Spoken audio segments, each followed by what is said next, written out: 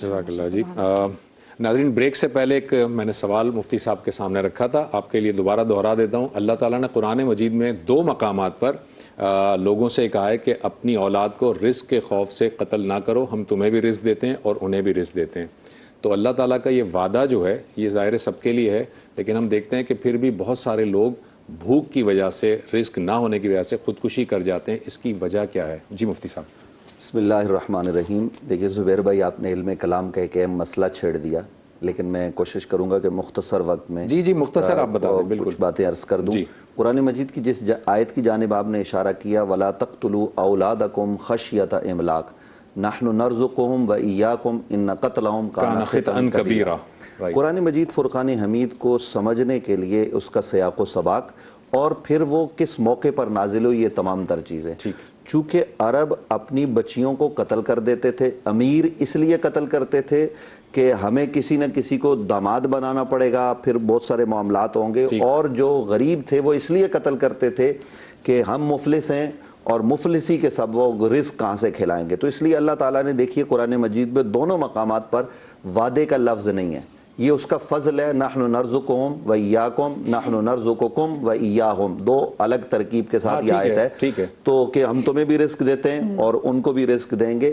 تو یہ اللہ کا فضل ہے، یہ اس کا کرم ہے کہ وہ رزق دیتا ہے، لیکن یہ اس کا وعدہ نہیں ہے. کیوں؟ قرآن مجید اچھا دوسری بات یہ ہے کہ بعض دفعہ انسان کے پاس بہت مال و دولت ہوتا ہے اور اللہ نیک بندوں کو آزماتا بھی ہے. وہ بھی قرآن نے کہا وَلَنَبْلُوَنَّكُمْ بِشَيْءٍ مِّنَ الْخَوْفِ وَالْجُوعِ وَنَقْصٍ مِّنَ الْأَمْوَالِ وَالْأَنفُسِ وَالثَّمَرَاتِ وَبَشِّرِ الصَّابِرِينَ. وہاں مال کی کمی، اولاد کی کمی، یہ تمام تر چیزیں ذکر کی گئی ہیں وہ اہل اللہ کے حوالے سے. تو اللہ رب العالمین یہ جو ہمیں عطا کر رہا ہے، یاد رکھیے اللہ کے ذمہ پر واجب کوئی چیز نہیں ہے. یہ علم کلام کا اصولی مسئلہ ہے کہ ہم ساری زندگی عبادت کرتے رہیں اور ہم یہ سمجھیں کہ اللہ کے ذمہ واجب ہے ہمیں جنت دینا، تو یہ اس پر واجب نہیں ہے. بالکل یہ اصولی بات ذہن میں رکھیے گا. جی علامہ صاحب آپ اس پہ کچھ. آجان یہ مسئلہ جو ہے نا، دیکھیں بیسیکلی اس کا جو تعلق ہے وہ اس بات سے ہے کہ پروردگار نے بار بار اس بات کو ظاہر فرمایا ہے قرآن کے اندر کہ واللہ خیر الرازقین، پروردگار رزق دینے والا ہے، بہترین رزق دینے والا ہے. حتیٰ یہ کہ جو سورہ جمعہ کے اندر وَإِذَا رَأَوْا تِجَارَةً وَلَهْوًا انفَضُّوا إِلَيْهَا وَتَرَكُوكَ قَائِمًا قُلْ مَا عِندَ اللَّهِ خَيْرٌ مِّنَ اللَّهْوِ وَمِنَ التِّجَارَةِ وَاللَّهُ خَيْرُ الرَّازِقِينَ.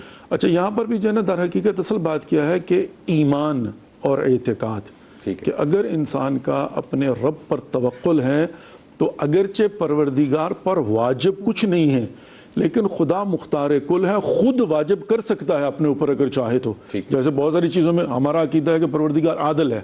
اب عدل الہی کی تعریف کیا ہے؟ کوئی انسان کہے گا جو خدا کی مرضی. ہاں جو خدا کی مرضی، لیکن جب خدا خود کہے کہ میں عادل ہوں تو اس کا مطلب یہ ہے کہ خدا عدالت کی تعریف کے مطابق کرے گا. اپنی مرضی خدا کی ہے، وہ مالک کل ہے، واجب کچھ نہیں ہے. اور اسی طرح سے حتیٰ جنت کے معاملے میں بہت ساری مثالیں ایسی ملتی ہیں کہ ایک شخص ہے، اس نے ساری زندگی عبادت کی اور بعد میں خدا نے کہا کہ میری رحمت کے صدقے جنت میں چلا جائے. وہ اڑ گیا، اس نے کہا میری عبادت کیا بنے گا؟ پروردگار نے کہا کہ اس کا حساب کرو. تو پتہ چلا کہ جس درخت کے نیچے بیٹھ کر وہ عبادت کر رہا تھا اس سے کھانے والے پھل کے بھی برابر نہیں تھی اس کی عبادت. لیکن اب قیامت کے دن اگر انسان کہے کہ پھر میں روزہ کیوں رکھ رہا ہوں، الصوم لی وانا اجزی بہ، تو یہاں پر یہ ہے کہ پروردگار قیامت کے دن قاعدہ لطفی کو لاگو کرے گا اور خود خدا نے بتا دیا ہوا ہے کہ حق نہیں بنتا لیکن میں دوں گا. تو یہاں پر بھی بیسیکلی جو آپ نے خودکشی کی بات کی ہے نا، اور بائی دا وے یہ بات اگر پھیلائیں گے بڑی دور تک چلی جائے گی. وہ فیملی پلاننگ کے حوالے سے بھی پھر بہت بڑا اعتراض اٹھ جائے گا کہ بعض اوقات اگر لوگ جو ہیں اس وجہ سے کہ بھئی ہم بچے جو نہ ہوں گے تو کیا کریں گے، تو پروردگار کہہ رہا ہے کہ میں رازق ہوں، تم تھوڑی ہو. وہ مما رزقناہم ينفقون، جو انفاق کرتے ہوئے میرے دیے ہوئے رزق میں سے. لیکن یہاں پر بیسیکلی چیز جو سمجھنی کی وہ کیا ہے کہ رزق سے مراد کیا؟ Basic necessities. اور میں سمجھتا ہوں کہ خودکشی کا ایک بہت بڑا فیکٹر جو ہوتا ہے نا وہ اننیسیسری خواہشات ہوتی ہیں. بیسکس مجھے نہیں پتا مطلب میں نہیں سمجھتا ہوں، ہوگا، ہو سکتا کہیں ہو، مجھے نہیں یاد کہ کوئی انسان جو ہے وہ صرف اس لیے مر گیا ہو کہ اس کو کھانے اور پینے کے لیے کچھ نہیں ملا. اس کی بیسکس نیسیسٹیز پوری ہو جاتی ہیں. کوئی کسی درخت کے نیچے بیٹھ کر جو نا پھل ہی کھا لے، پانی پی لے تو زندہ رہ سکتا ہے. مگر یہ کہ اگر وہ اپنی خواہشات کو بڑھائے گا اور اس پر آ کر وہ خودکشی کرے گا تو اس کا مطلب اس کا خدا پر اعتماد اور یقین نہیں ہے. پروردگار نے واجب قرار نہیں دیا لیکن ذمہ داری خدا نے خود لی ہوئی ہے. اچھا یہ سوال تو خیر میں آپ سب لوگوں سے پوچھنا.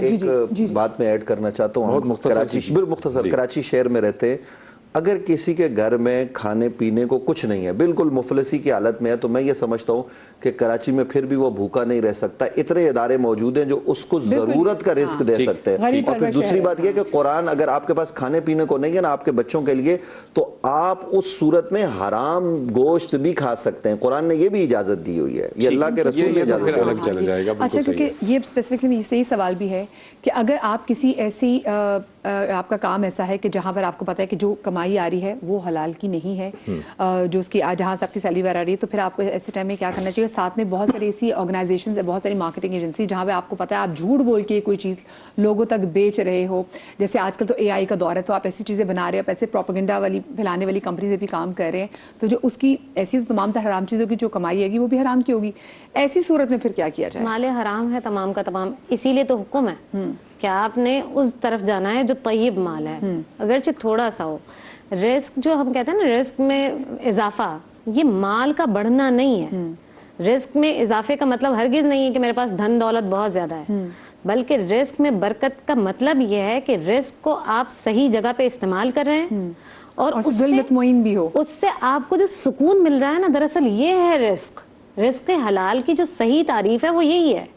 اس کا اگر کسی کے پاس بہت دولت ہے، بہت پیسہ ہے، لیکن اس کے پاس سکون نہیں ہے، کیونکہ سکون مل ہی نہیں سکتا. اگر مال حرام ہے تو کبھی بھی سکون نہیں مل سکتا ہے.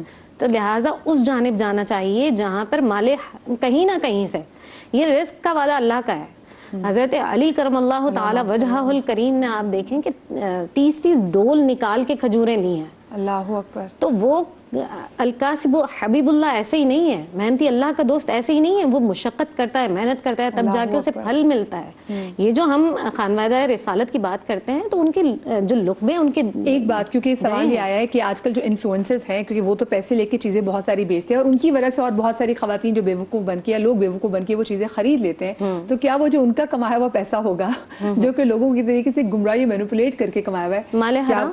مال حرام ہے. دیکھیں اگر کوئی کسی کو یہ بات معلوم ہے، مفتی صاحب میں پہلے اپنی بات نہیں قرار دے سکتے. دیکھیں معذرت کے ساتھ آپ ہر چیز کو حرام نہیں کہہ سکتے. اس کی وجہ یہ ہے کہ اگر وہ شخص جانتا ہے کہ یہ 2 نمبر چیز اور بیچ رہا ہے تو اس کے لیے حرام ہوگا. اگر اس کو پتہ ہی نہیں ہے تو آپ کیسے کہہ سکتے ہیں کہ چونکہ مسائل کو تو اس نے بیچا اور یہ اس کے اندر نقص نہیں ہے، حرام ہے، اس کو پتہ ہے یا نہیں پتہ؟ ان کو معلوم ہے. مدیحہ کا سوال یہی ہے کہ ان کو اگر معلوم ہے، اس کا مطلب ہوا کہ مطلقاً حرام نہیں ہوتا. یہاں پر بیٹھ کر دیکھنا پڑے گا، حتیٰ جو ہے نا وہ کیا کہنا چاہیے، زمان و مکان کو دیکھنا پڑے گا، شرائط کو دیکھنا پڑے گا. اور یہاں پر فارمولہ یہ ہے کہ ہر چیز حلال ہے جب تک کہ آپ کو علم نہ ہو جائے، یقین نہ ہو جائے. شک کی بنیاد پر حرام نہیں قرار دے سکتے. شک میں بہت ساری ایسی چیزیں ہوتی ہیں جو لوگوں کے لیے نہیں صحیح ہوتی، لیکن وہ یہ جو کہنا چاہ رہی ہیں یہ کہ بعض چیزیں، بعض پروڈکٹس ایسی ہوتی ہیں جن کو دھوکے سے جو ہے ان کو خوشنما بنا کر یا ان کے فوائد بتا کر بیچا جا رہا ہوتا ہے، جبکہ ایسا نہیں ہوتا. وہ یہ کہنا تو اس میں کیا ہوگا کہ جو بیچ رہا ہے، جس کی وہ پروڈکٹ ہے، وہ دھوکے بازی میں آ جائے گا. لیکن یہاں پر سوال کیا تھا کہ جو اس کو پروموٹ کرتے ہیں، کیا اس کو پتا ہے کہ مطلب ہے اس کو غلط پروموٹ کر رہا ہوں؟ ان کو بھی پیسے مل کے وہ پروموٹ کریں، پیسے ملتے ہیں، لیکن کیا اس کو پتا ہے کہ میں غلط پروموشن کر رہا ہوں؟ دیکھیں یہاں پر بیٹھ کر جو ہے نا معاملات کو دیکھنا پڑے گا. صحیح ہے کہ کنڈیشنل ہے یہ ساری چیز. ہم جو ہے نا مطلقاً ہر چیز کو حرام قرار نہیں دے سکتے. اس کا مطلب ہے انفلوئنسرز کی بھی ایک ذمہ داری ہے نا کہ اگر وہ کوئی چیز بیچے ان کو پتا ہونا چاہیے. ان کی نبی اکرم صلی اللہ علیہ وآلہ وسلم نے، نبی آخر الزمان صلی اللہ علیہ وآلہ وسلم نے، جب ہم کوئی چیز پروموٹ کرتے ہیں، بیچتے ہیں، اس کا مطلب ہم خود بھی کام کر رہے ہیں نا. تو جو کام کر رہا ہوگا اس کے لیے یہ لازم ہے کہ وہ جو چیز ہے اس کے بارے میں اس کو معلومات ہونی چاہیے. یہ کاسب جو ہے، جو کمائی کرنے والا ہے، اس کے لیے لازم ہے کہ وہ تمام چیزوں کی چھان پھٹک کرے کہ میں اگر کسی چیز کو پروموٹ کر رہا ہوں تو یہ میں صحیح بھی کر رہا ہوں یا نہیں کر رہا ہوں. پوچھا جاتا ہے ہمیں تو اچھے پیسے ملے تھے، ہم نے میرا خیال میں یہ بالکل